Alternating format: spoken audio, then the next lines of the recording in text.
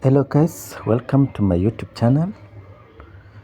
So please subscribe, view and comment. As you can see, we are installing a fire panel. So please watch it and like. So guys, as you can see, we have done a piping work and we are trying to wiring it, and then we shall put the power on it.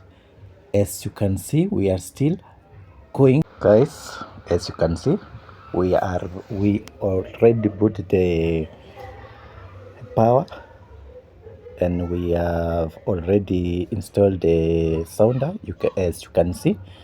And then this one is a call point, manual call point, the red one. As you can see, the way we connected the smoke detectors with the call points system. So guys,